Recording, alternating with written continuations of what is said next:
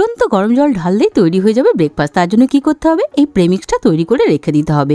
Video ভালো লাগলে ভিডিওকে শেয়ার করবেন, লাইক করবেন, আর চ্যানেলে নতুন হলে চ্যানেলকে সাবস্ক্রাইব করে আমার সাথে থাকবেন। নিয়ে নিয়েছি কিছুটা সুজি, আর নিয়ে নেব ধনেপাতা আর কাঁচা লঙ্কা। এগুলোকে ছোটো ছোটো করে সুন্দর করে কেটে নেব।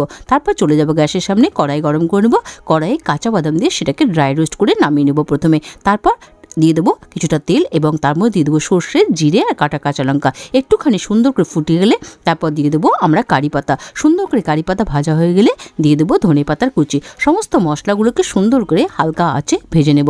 তারপর দিয়ে দেবো সুজি, আমাদের ড্রাই রোস্ট করা কাঁচা বাদাম, আর তার সাথে মিশিয়ে দেবো স্বাদমতো লবণ আর একটুখানি চিনি পাউডার। সুন্দর করে মশলাটাকে সুজির সাথে ভেজে নেওয়ার পর রেডি হয়ে যাবে আমাদের প্রেমিক্স থেকে যতটা সুজি দরকার নিয়ে নেবেন, তার ডবল ফুটন্ত গরম জল দিয়ে 10 থেকে 15 মিনিট ওয়েট করুন। তার সাথে ঘি মিশিয়ে দিন, রেডি হয়ে যাবে আমাদের উপমা।